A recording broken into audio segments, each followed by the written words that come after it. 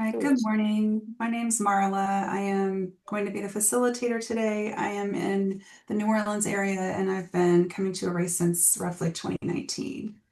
Eracism is the slogan of the group Erace, which was formed in New Orleans in the summer of 1990.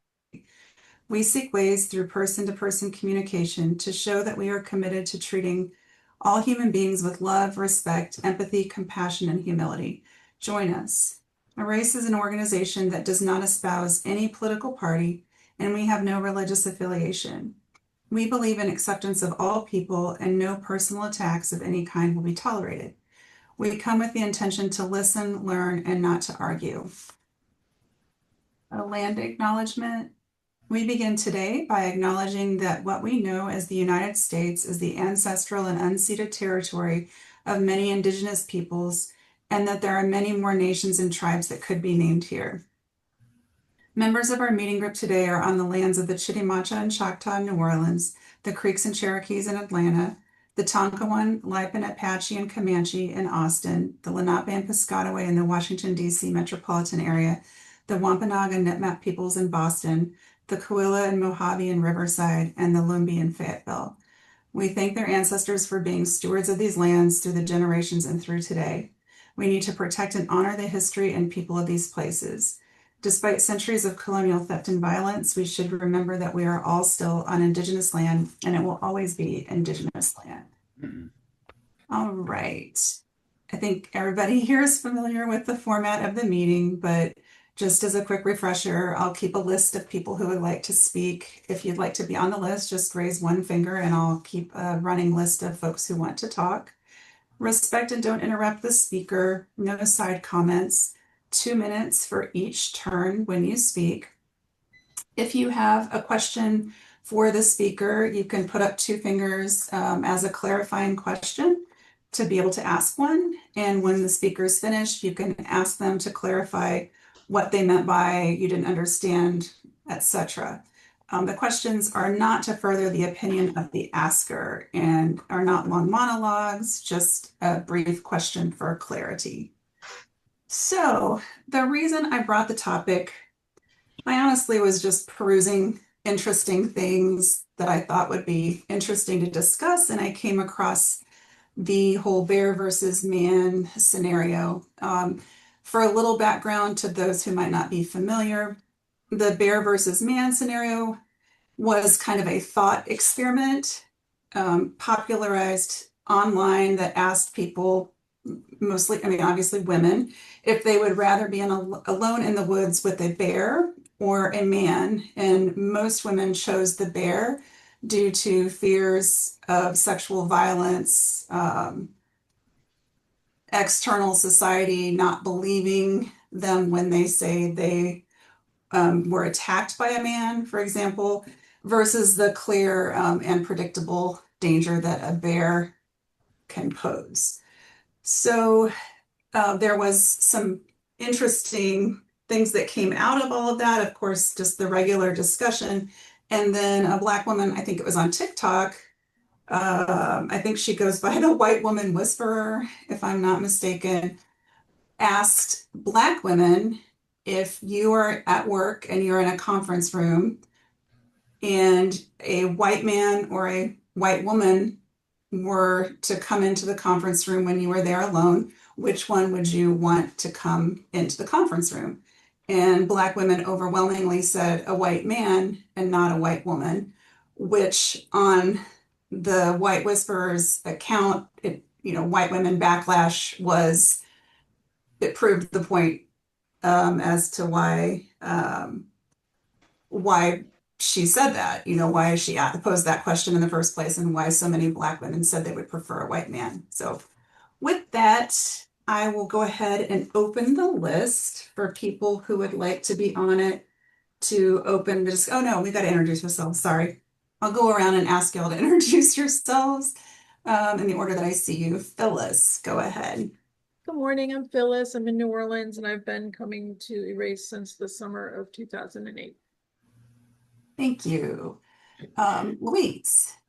Hi, I'm Louise, and I've been coming for a couple of decades, first in New Orleans and now in Austin, Texas.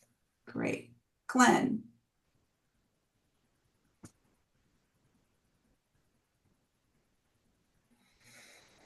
Okay, Glenn left. Larry. Yes, I'm Larry, and I've been on this platform since about the mid-90s, and I think Glenn is the only one that's been a part of racism longer than I have. And I remember the times at the Gentile Library, I think we used to have so many people that we'd break up into groups. And I served one time as president of Erace, just in case anyone would think about telling me to get off the platform because I don't wear purple. Okay. I don't think anybody's asked you to leave the Yes, platform. Okay. Amal, would you like to introduce yourself? How y'all doing this morning? This is Amal, longtime Erace member, and always looking forward to the conversation. Thank you. All right. Well, I went a little bit out of order. I mentioned why I selected the article before I had folks introduce themselves. So we can now open the list for discussion. If you'd like to be on the list, feel free to raise a finger and I will put you down.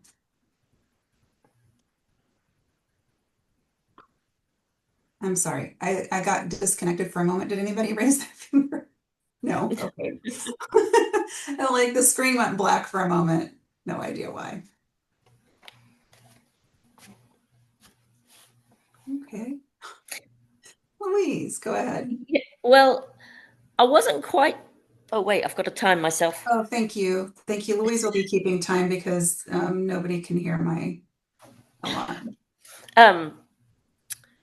Not quite sure what they said their reasons were. Is it because there was animosity they felt towards the white women? And I'm not, as I said, I thought the article was kind of short and it didn't fully, or I didn't understand it properly as to why they chose the white man instead of the white woman. So I guess that's kind of a half question as well to you or someone who wants to answer that for me. Phyllis does, apparently. Hi, Phyllis. Yeah, I think it's because white women cannot be trusted. Most white women cannot be trusted to be in solidarity with the struggles of Black women. And the men can? Sorry. Maybe it hurts more if it comes from a woman. I mean, I have higher expectations of women than I do of men in terms of them supporting women or me, for the most part. Anybody else care to get on the list?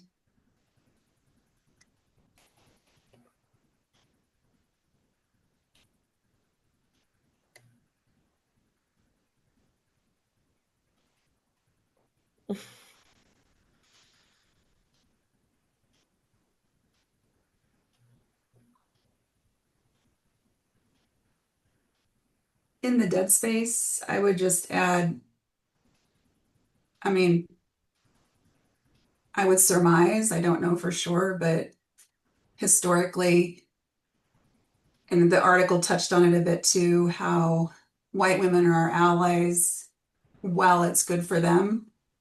We Right. are allies only when it's good for us. I'm including myself in that.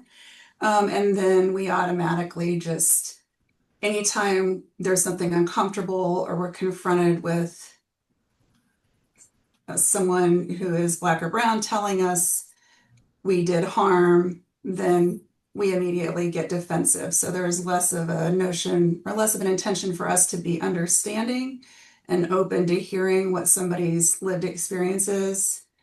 And our response historically has been defensiveness. So I think that also comes out in the workplace as very subtle competition or feeling challenged by, because, you know, we white women, we're not nice to each other. We're not nice to other white women. There's a lot of backbiting and so forth amongst women, especially I think I've experienced in the workplace. as well. So I don't know if that was okay for me to add my take, but since nobody was speaking, does anybody else want to go? Unless Louise, go ahead.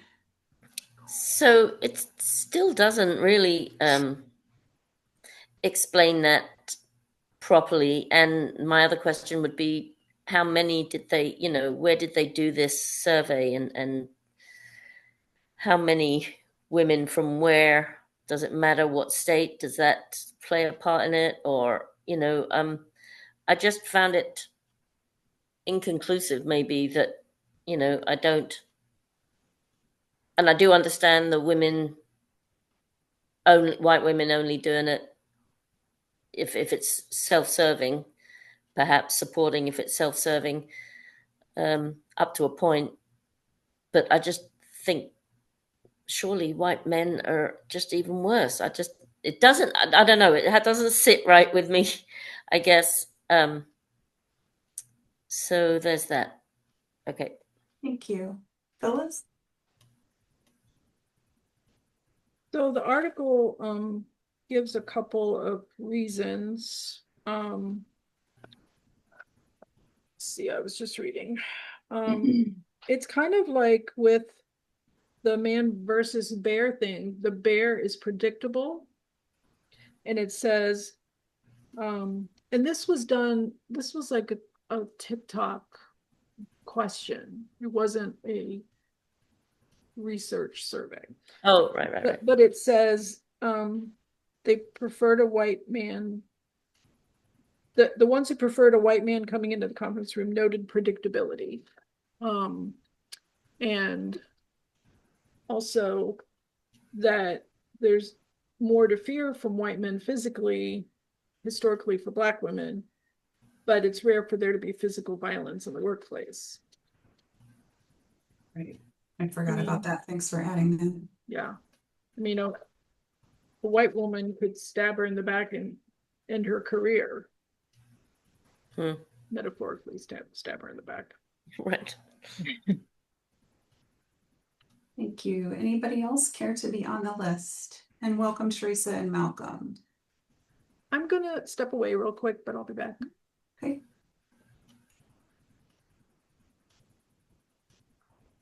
Hey, thank you. Is the list open? Yes. Okay. I like to get on it. Yeah, go ahead.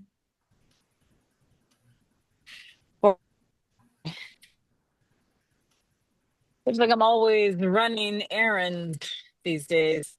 I don't know. Am I still connected? Yes. You seem to be going in and out, though, no? Little in and out, but mostly connected. I think because okay.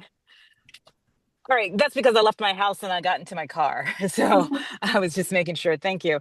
No, when I read this article, I really thought I don't know which one I would want to join the room. My vote would be I want to just stay in the room myself because I think I first noted white guys, or at least one, listening to my creative ideas, him saying it and everybody giving him credit for it. And then as far as white women are concerned, my issues have been, especially when it hasn't happened virtually, but in person, like when I was a teacher or something, always trying to fix me. And I didn't realize that that was kind of one of the, I don't know, that was in the like racist handbook, having a paternalistic attitude towards people of color and that you have to guide them and fix them. And even when I've had more experience. So I honestly would like to be in the room by myself. and when I'm ready to emerge and interact, I wouldn't want either one. As far as this little TikTok survey is concerned, that they chose white guys. I was like, well, good luck with that. He's going to hear your ideas and pass it off like his own. And, maybe or maybe not, you'll get credit for your intellectual property or whatever, or your idea or whatever it is. But I like working virtually because it to me, I have had much more success so far working where I do for going on, 5 years. I've had all women. Not all of them have been white, but I really feel that working virtually, it's been more merit based than being in an actual workplace. All right, thank Thank you. you. Anybody else care to get on the list?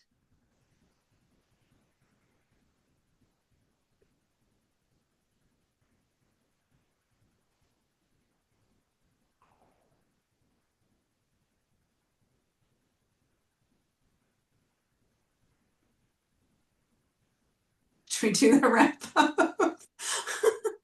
I could.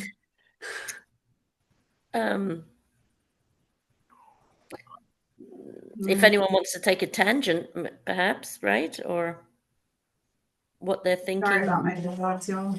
Well, I mean, the No Kings rally is happening today. Oh, yes, I'm there, sister. So it has changed what I was planning on doing today. I was going to go downtown for a totally unrelated reason, but then I thought, no, I'm not going to catch a stray, whatever.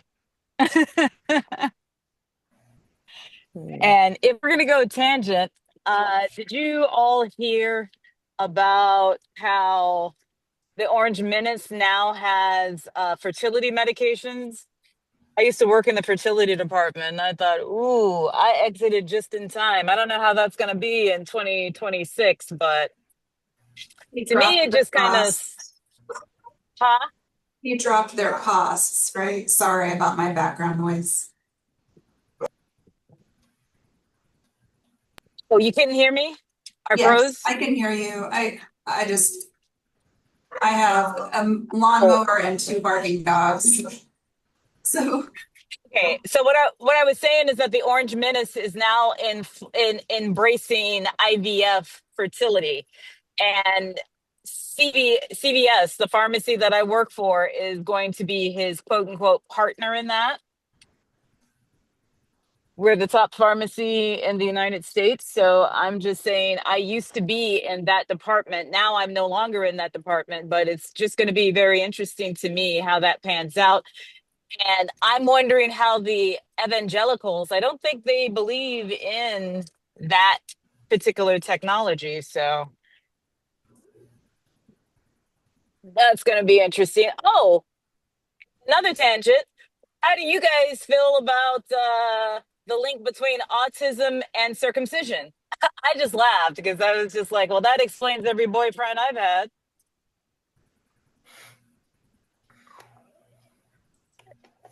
That's it for me for the tangenting.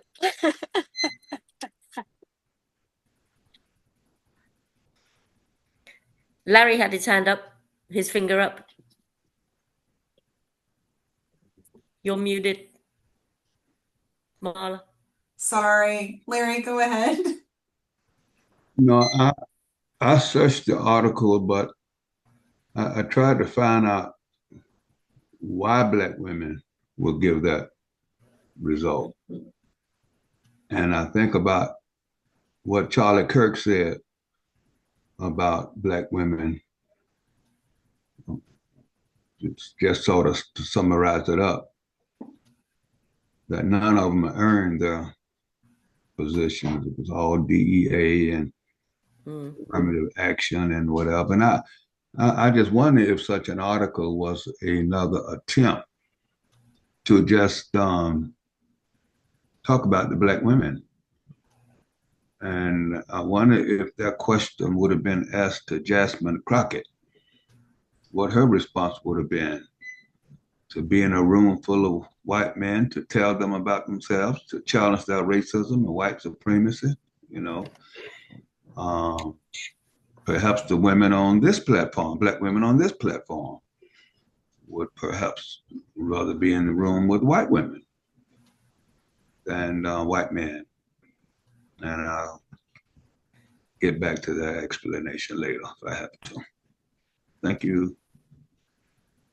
Thank you. Phyllis, go ahead.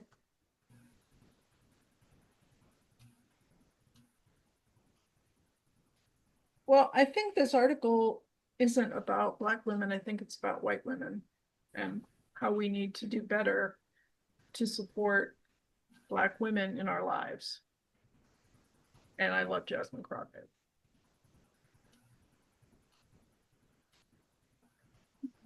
Anybody else? Malcolm, welcome. Go ahead.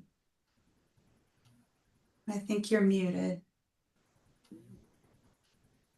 You're muted, Malcolm. Can you hear me? Malcolm, you're muted. You have to yell. Sorry. Unmute me. There we go. There you go.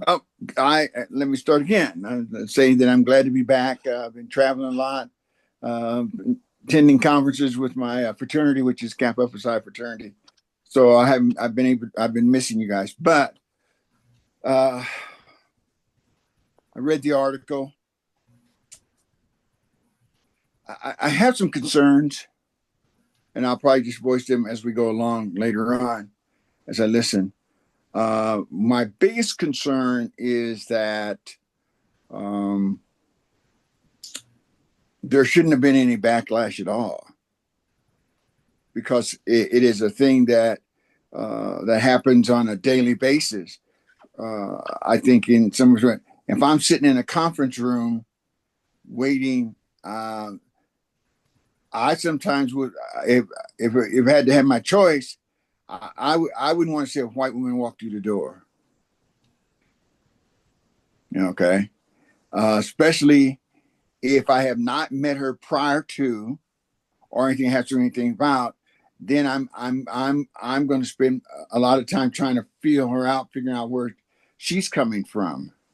So I would have some second thoughts about that. But overall, I thought the article was, I thought it left a lot to be desired. Okay. And I guess that would be my biggest concern.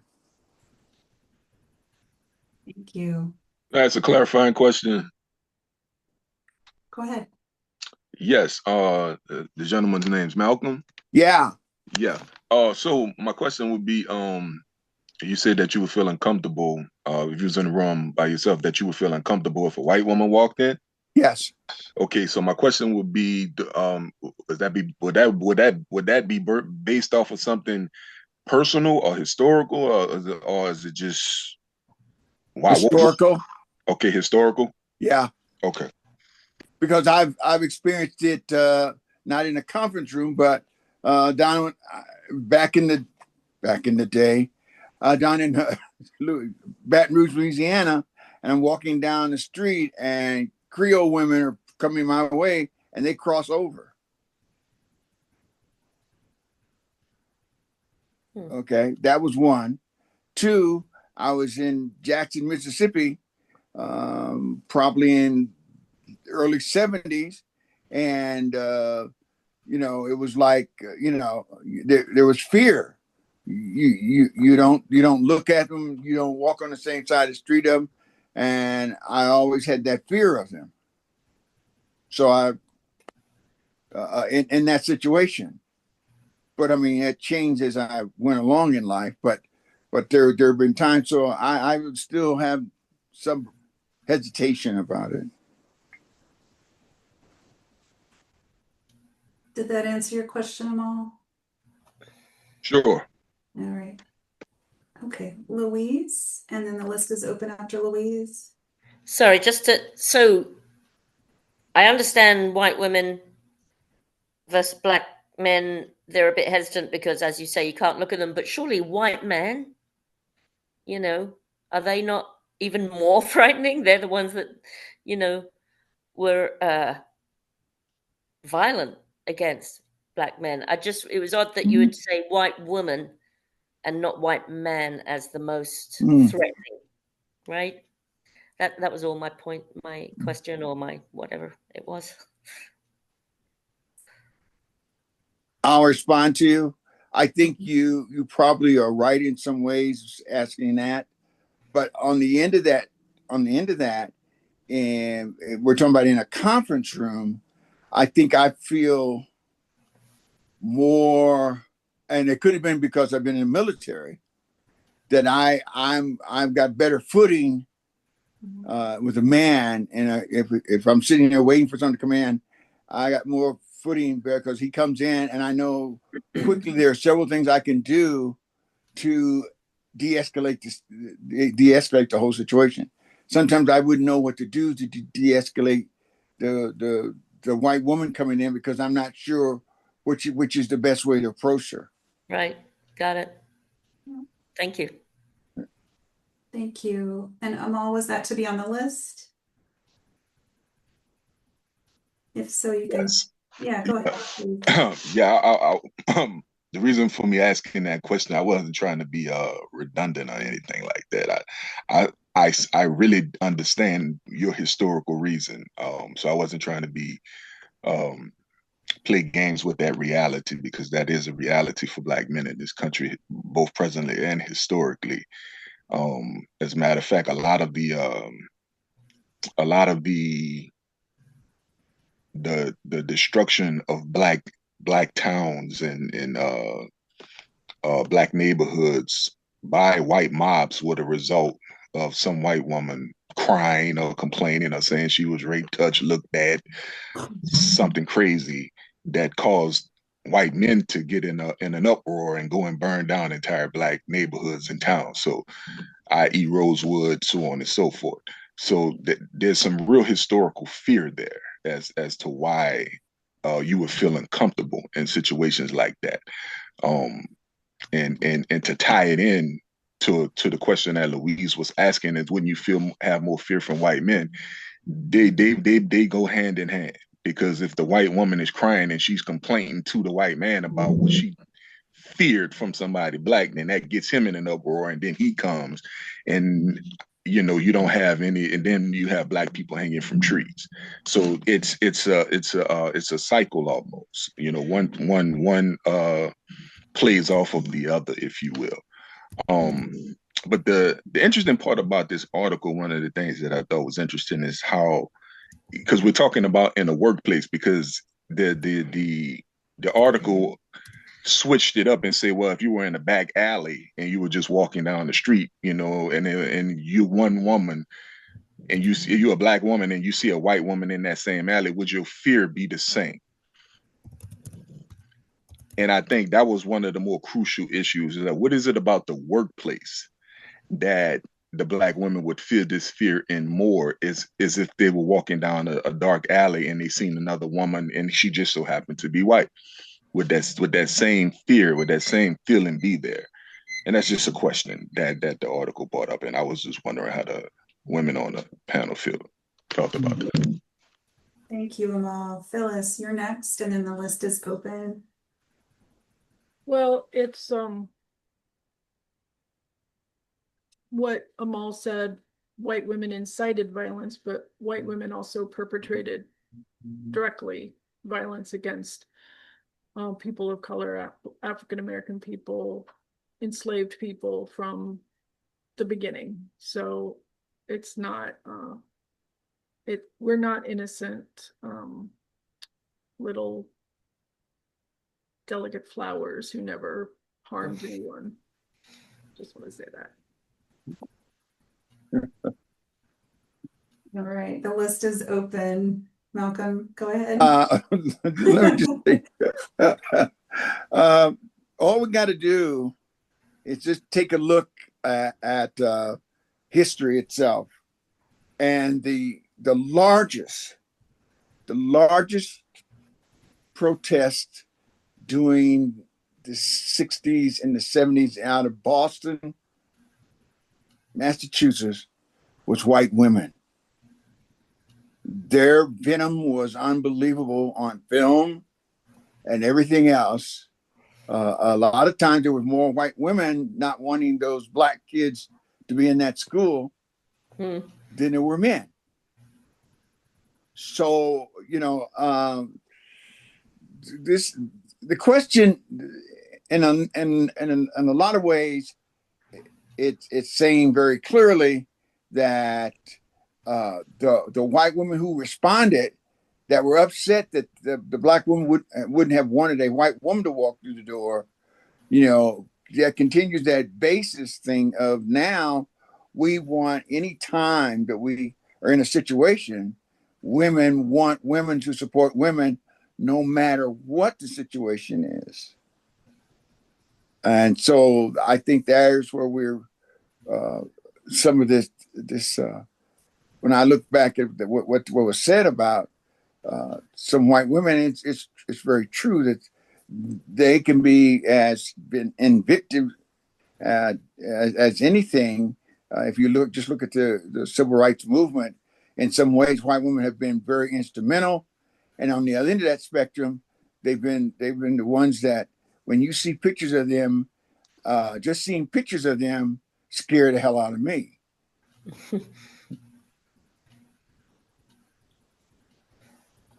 Thank you, Malcolm. Let's see. Was it Louise next? Okay, yes, and then the list is open. Just to reiterate what Malcolm said, yeah, those pictures, right, of those women screaming, spitting hate, is disturbing, and that's mothers taking their kids to school. For Christ's sakes, it should be the most nurturing. Anyway, and that thought just led me on to how important white women were also in pushing racism, because they're the ones who are raising their kids and filling their heads, with evil stuff. So, I mean, obviously the dads were too, but I'm assuming in those days, the women raised the kids and were at home most of the time and would therefore be filling their children with hatred. So yeah, they're actually very, very important in pushing racism on the next generation. So yeah, that was it. That was just a small point. Thank you, Louise. Teresa, you're next.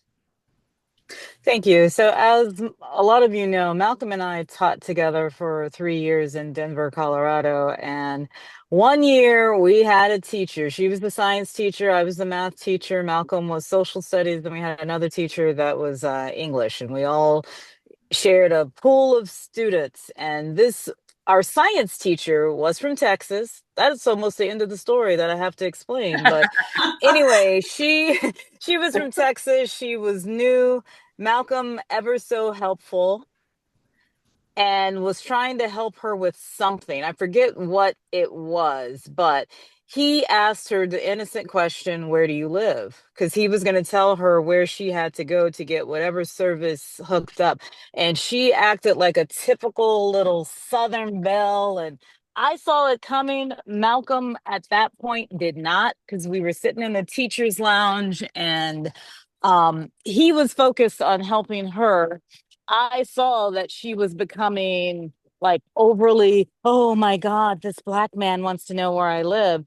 And he was looking confused because, again, he didn't pick up on what she was doing. And finally, I couldn't stand it anymore. Like, just him, no, he's like, she's giving vague answers as to where she lived, as if he was just someone who was going to come and like rape her in the middle of the night or something. And I just thought to myself, woman, you just don't know. Malcolm has a type and you are not it. And so finally, just to save myself from this painful like witnessing, I just said, Malcolm, this woman thinks you're going to come and harm her. So stop trying to help.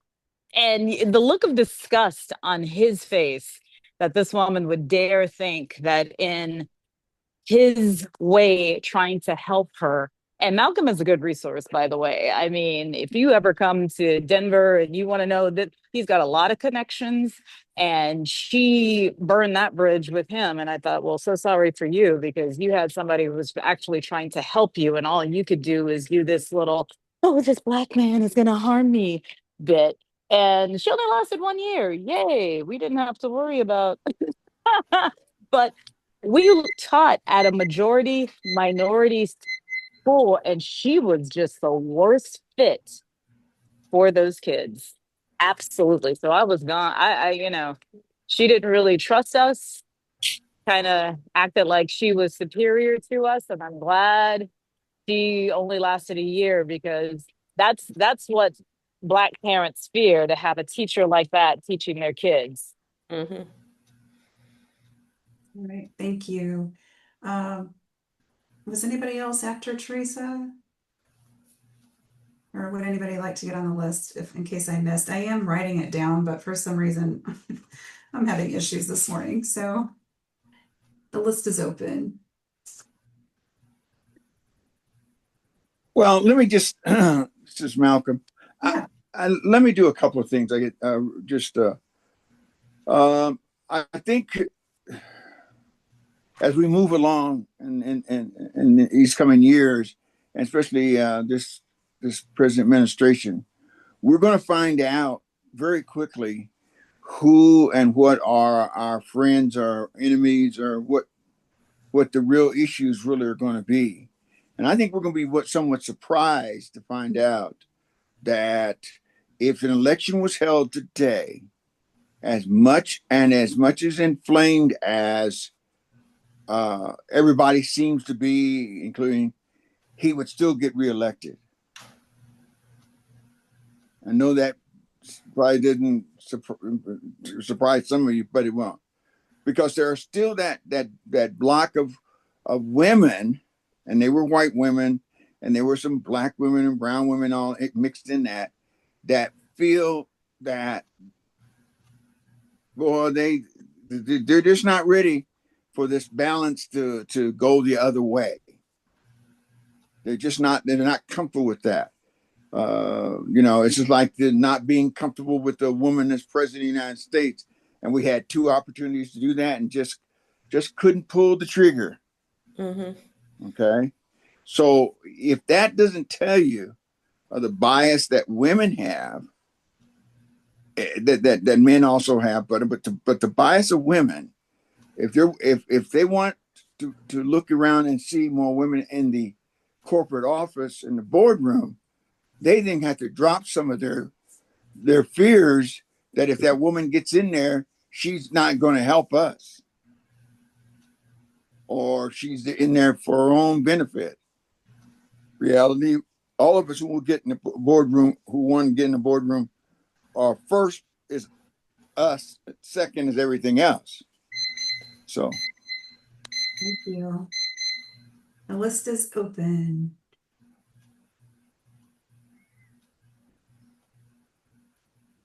since I missed the beginning of the meeting with the moderator, what is your position on that particular article? Whoever thought that was a good article to have. Yeah, I selected the article. I can talk about it at the very end. Okay, that's fine. But yeah, technically the format is I'll let everybody else speak and then I sort of say my take, but yeah. Anybody else care to get on the list? Yeah, I'll go.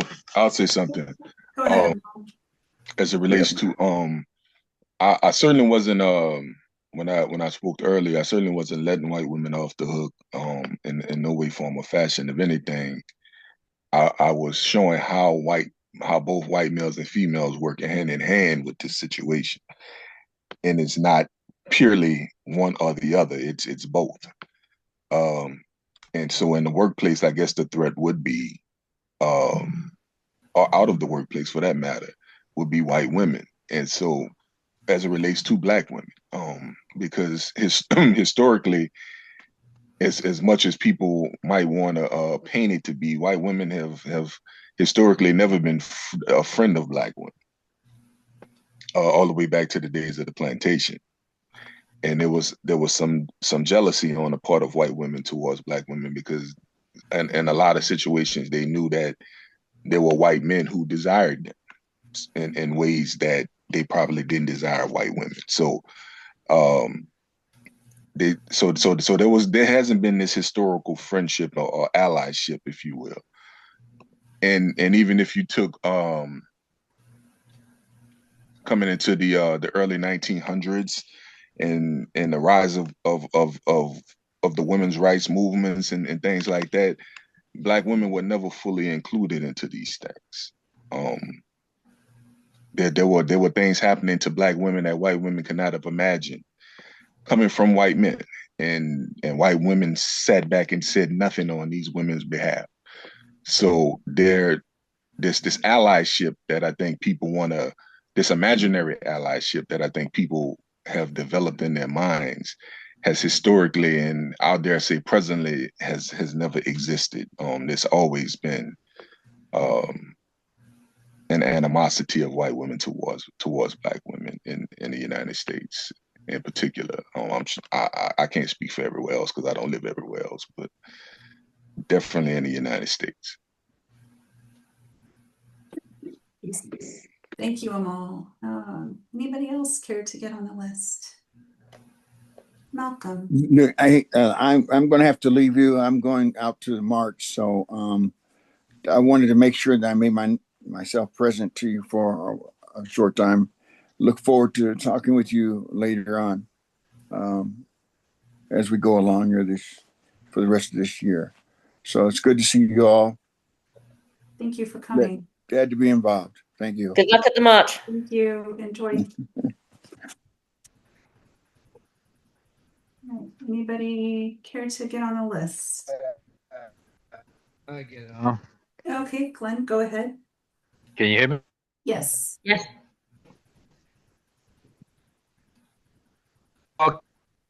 In a board meeting with you white women, I certainly would be scared if I walked in there with y'all. Y'all always attacking me, so I'm y'all scare me. So, but there's a joke. Mm-hmm.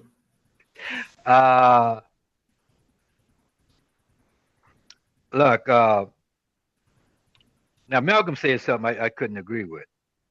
That that Donald Trump would be also he's not going to be voted again because what he promised, he went all against what he promised. He promised there'd be no more wars. He's going to get rid of all the wars, and then he's showing that he has more allegiance to Israel Mm-hmm. than he have to the American doing. So I doubt if he, and the reason he knows it, he ain't gonna get in. That's why he want to get the military to put into the cities so that he can stay in power.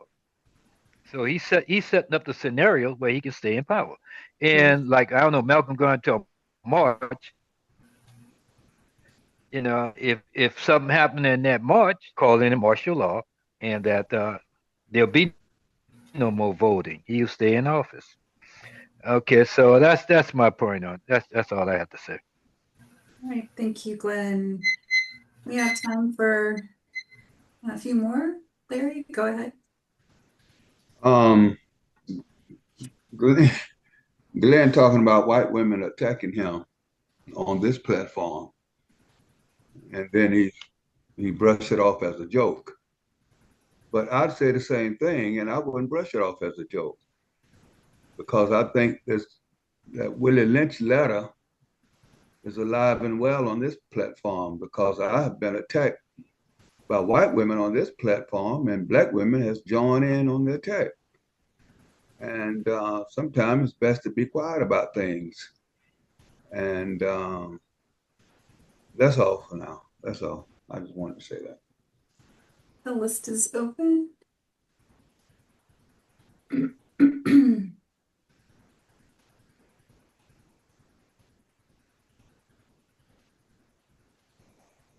Louise. Okay, I can't hold it. Larry, it's the only point that we ever make to you about reading from the Bible or making a religious thing of it and just saying that's the word. I mean, yes, it's your belief. We're not, it's nothing to do with the color of your skin. And that's a ridiculous thing. We don't attack you personally, really. I mean, you've always taken it as a personal attack, but it's just a regulation of our group. It's the laws of our group, which I just feel that you don't understand. And we keep reiterating the rules of this group, and yet you still don't understand, and you take it as a personal affront. We love having you here, you know? I mean, obviously, but okay, yep. Is that a clarifying question? Looks like it. Yes. Go ahead. Well, I guess, Marla, just put me back on the list rather than clarify Okay. the question. Anybody else? Let me ask you a question. Anybody else have trouble with the internet? I keep going in and out. Yeah, you are going in and out a little bit, and Louise did a little bit too. Oh, oops. But I don't know if it's just a slow connection in general for all of us. But yeah, we can still hear okay. Okay, so we had Louise spoke. Larry wanted to get back on the list. Phyllis, I saw you. So Larry and Yes. Phyllis and Glenn, you said you wanted to get back on the list? No, I didn't. I went out again. I went out. I couldn't. I could. Got it. Y'all voice was muffled. Yeah, so. Understood. Okay, so Larry, you can go ahead, and I'm sorry about my barking dogs. I'm going to mute myself for a moment. No, I would just say that the whole civil rights movement, if you might call it that, came out of the Black church. From Martin Luther King to Medgar Evers, all the warriors came out of the Black church. The faith movement is what guided the Black church as they marched and demanded to be treated as humans. I'll be 78 years old in December. And Louise, there's no way you could muzzle my voice and have me to deny the strength of what caused my people to come out from what they were under. At the beginning of this meeting, somebody sneezed, I think, and you said, "Bless you." You were invoking some religious principle when you said, "Bless you." So, and this should not turn into that conversation. You did it, because this conversation goes contrary to what the what the article was about. But I just wanted to respond there without us going off way into left field again. That's all.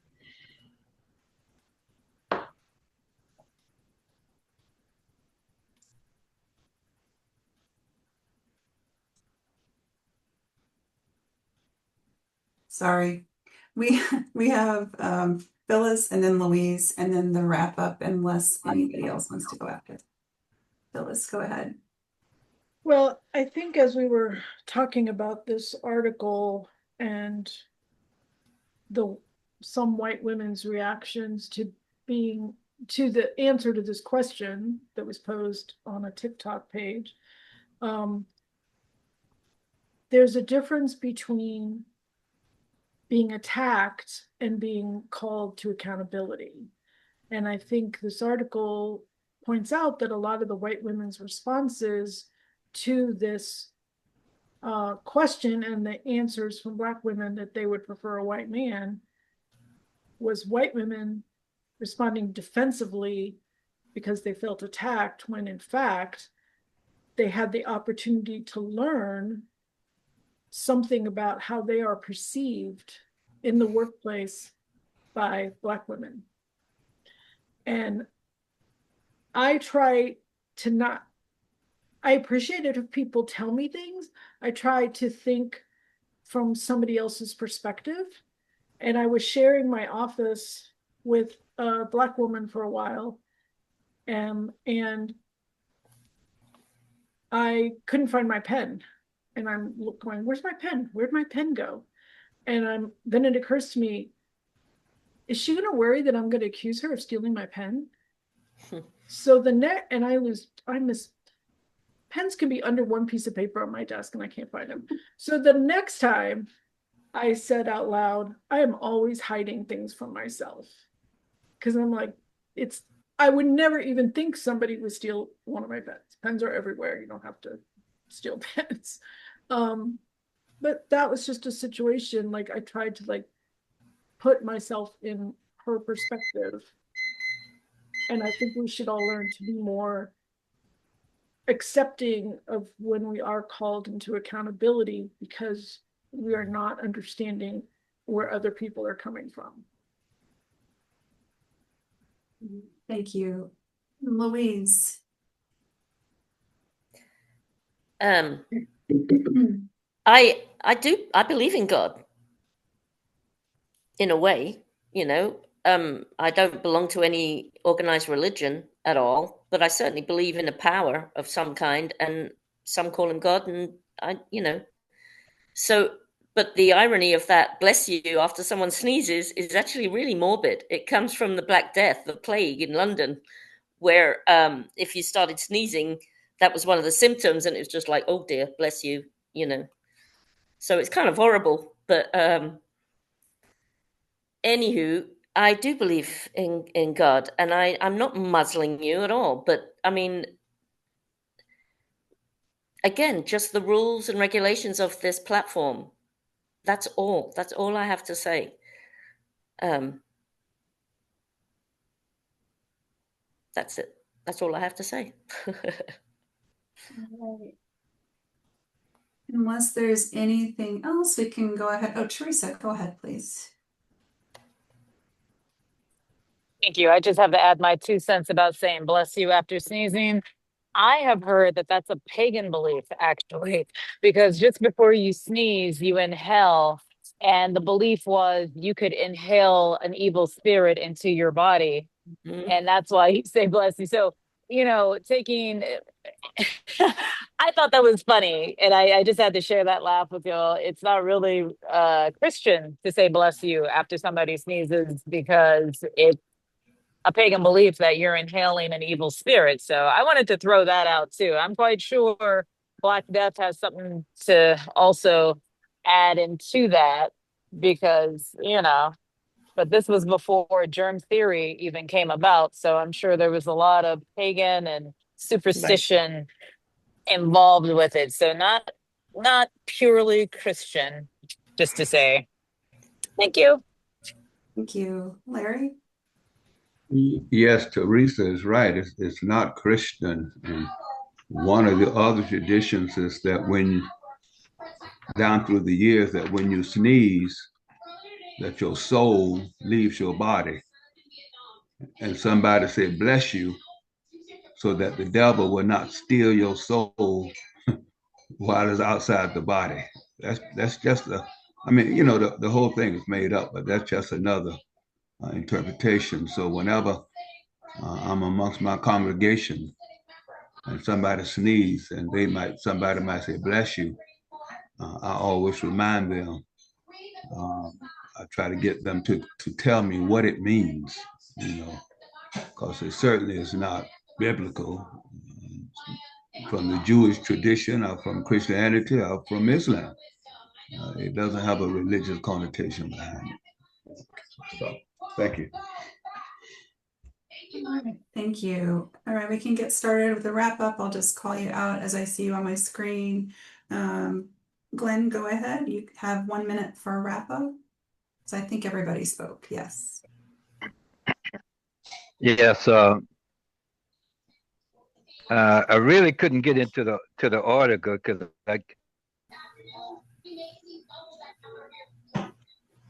I went in and out 6 times, and then when I go out, sometimes I might be out for 5 minutes. So I don't know where. Anyway, Oh, it all goes back to that divine being, because he's the only one that can bless you. No human can bless you. It's only God that can bless you, and not just for a sneeze or it's bless you with your good work you're doing. To continue that good work. So the term is definitely a scriptural term. That's it. All right, thank you. Amal? Yeah, it's a great article. It's thought provoking for me, because I never really asked myself that question. You know, how do people feel when I walk in a room? You know, that's um a quite thought provoking question. And and particularly in particular women. You know, how do women feel when men walk in the room? Do they feel safe? Do they feel threatened? Do they not feel anything at all? You know, so I'm gonna have to do some introspection on that one and ask myself, because I certainly don't ever want anyone to feel threatened by my presence. But at the same time, do I go out of my way to make you feel safe? Probably not. I just walk in a room. Because certain things just don't be on your mind. But at the same time, as a man, maybe I just never had to think about those things because I'm not a woman. So something Phyllis said as it relates when she gave the analogy with the ink pen was quite interesting because that that's a scenario that you have to consider. You consider the other person, and I appreciate that. That's like I say, quite thought provoking. So the article is really making me think and wonder how people feel when I enter the room. Thank you. Liz, you have a minute? Who? Phyllis. Sorry. Sorry. I appreciate, Amal, that you're going to give thought to how women feel when you enter a room, but I will say personally, from when we used to have Erace in person and you entered the room, you always brought a lot of warmth and friendliness and very New Orleans way of coming into a room and greeting every person individually. So I'm sure you don't do that in all situations because you don't always know people in a room, but you're doing well. Thank you. Larry, you have a minute? Um,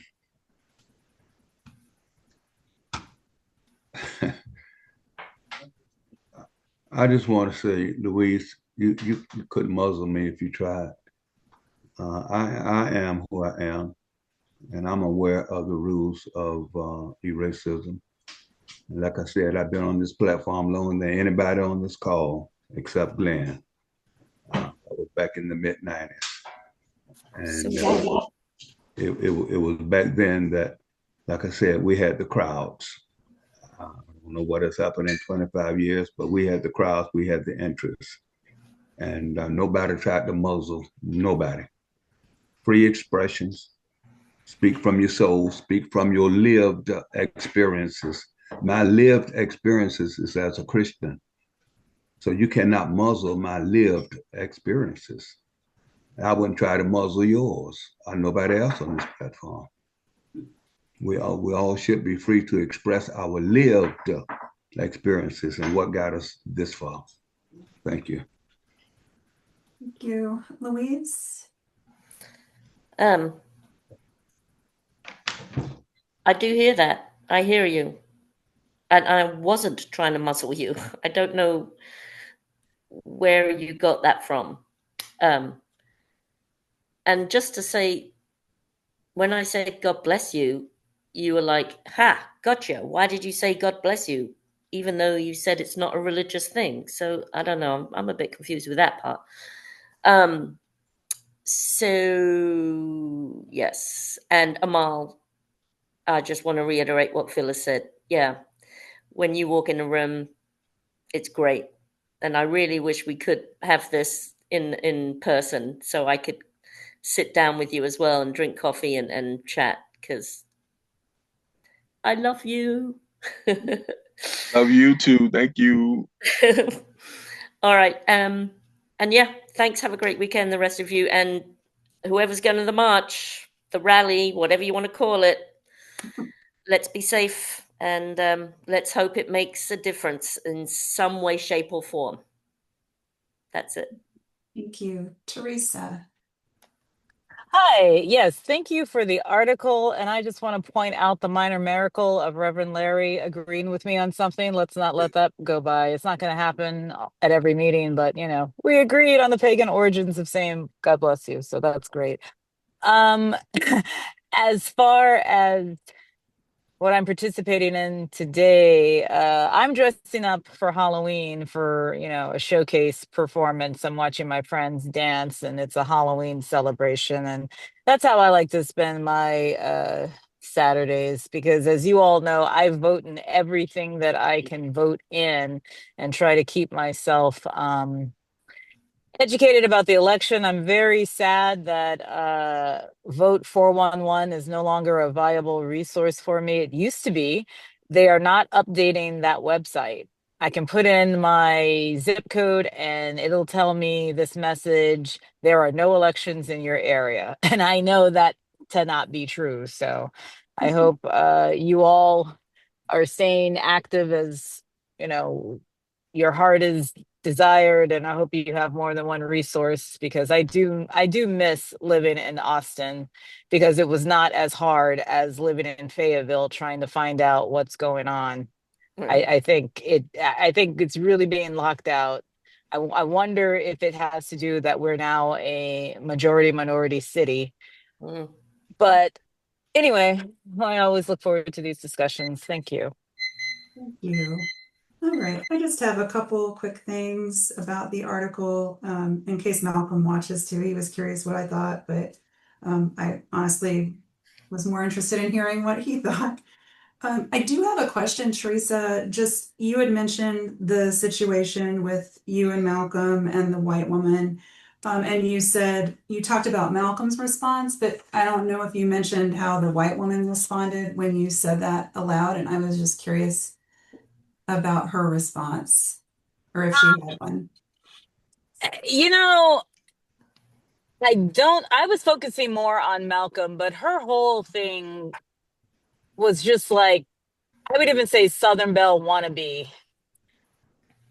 Not quite the Southern Belle, but always aspire to. I just remember one time when we teachers got together and did a potluck breakfast, and her jumping up in the air and just so excited. My parents are paying off my credit card. And most of the staff were minority, because the principal was really good about, except for hiring her, really good about allowing minority students, or giving minority students the opportunity to have minority teachers, because that is important.